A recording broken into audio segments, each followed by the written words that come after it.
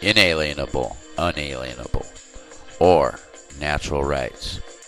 Natural rights are those rights, such as life from conception, liberty, and the pursuit of happiness, freedom of religion, speech, learning, travel, self-defense. Hence laws and statutes which violate natural rights, though they have the color of law, are not law, but impostors. The U.S. Constitution was written to protect these natural rights from being tampered with by legislators. Further, our forefathers also wisely knew that the U.S. Constitution would be utterly worthless to restrain government legislators unless it was clearly understood that the people had the right to compel the government to keep within the constitutional limits. You are above the law. As a juror in a trial setting, when it comes to your individual vote of innocent or guilty, you truly are answerable only to God Almighty.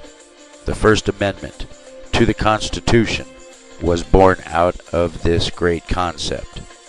However, judges of today refuse to inform jurors of their rights.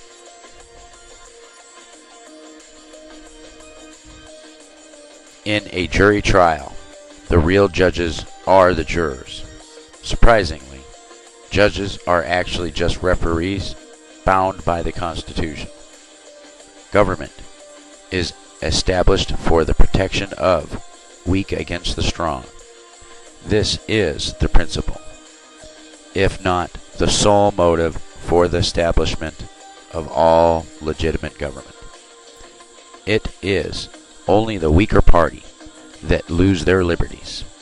When a government becomes oppressive, the stronger party in all government are free by virtue of their superior strength. They never oppress themselves. Legislation is the work of this stronger party. And if, in addition to the sole power of legislation, they have the sole power of determining what legislation shall be enforced, they have all power in their hands, and the weaker party are the subjects of an absolute government. Unless the weaker party have a veto, they have no power whatever in the government, and no liberties. The trial by jury is the only institution that gives the weaker party any veto upon the power of the stronger. Consequently, it is the only institution that gives them any effective voice in the government or any guarantee against oppression. The right of the jury to be told of its power. Almost every jury in the land is falsely instructed by the judge when it is told it must accept the law, that which it is given to them by the court, and that the jury can decide only the facts of the case. This is to destroy the purpose of common law jury, and to permit the imposition of tyranny upon a people. Law, facts, and evidence. Without the power to decide what facts, law, and evidence are applicable, juries cannot be a protection to the accused. If people acting in the name of government are permitted by jurors to dictate any law, whatever, they can also unfairly dictate what evidence is admissible or inadmissible, and thereby prevent the whole truth from being considered.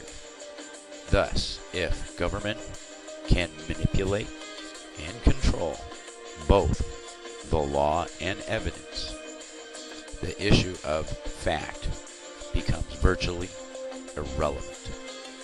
In reality, true justice would be denied, leaving us with a trial by government and not a trial by jury. How does tyranny begin? Why are there so many laws? Heroes are men of glory, who are so honored because of some heroic deeds they did. People, often out of gratitude, yield allegiance to these people. Honor and allegiance are nice words for power. Power and allegiance can only be held rightfully by trust as a result in continued character. When people acting in the name of government violate these ethics, they break trust with we the people. The natural result is for we the people to pull back power, honor, and allegiance. The loss of power creates fear for those losing the power. Fearing the loss of power, people acting in the name of government often seek to retain or at least hold their power, to legitimize their quest for control. Laws and force are often instituted. Unchecked power is the foundation of tyranny. It is the jury's duty to use jury room as a vehicle to stem the tide of oppression and tyranny, to prevent bloodshed by peacefully removing power from those who have abused it. The jury is the primary vehicle for the peaceable restoration of liberty, power, and honor to we the people. Your vote counts. Your vote of not guilty must be respected by all other members of the jury. It is the right and the duty of a juror to never, never, never yield his or her sacred vote. For you are not there as a fool, merely to agree with the majority, but as an officer of the court and a qualified judge in your own right, regardless of the pressure or abuse that may be heaped on you by any other members of the jury with whom you may in good conscience disagree. You can await the reading of the verdict, secure in the knowledges you have voted your own conscience and convictions, and not those of someone else's. You are not a rubber stamp. By what logic do we send our youth to battle tyranny on a foreign soil, while we refuse to do so in our courts? Did you know that many of the planks of the Communist Manifesto are now represented by law in the U.S.? How is it possible for Americans to denounce communism and practice it simultaneously? The jury judge the spirit, motive, and intent of both the law and the accused, whereas the prosecutor only represents the letter of the law. Therein lies the opportunity for the accomplishment of liberty and justice for all. If you, the numerous other jurors throughout the state and nation, and continue to bring in verdicts of not guilty in such cases where a man-made statute is defective or oppressive, these statutes will become as ineffective as if they had never been written. As a juror, it's your turn.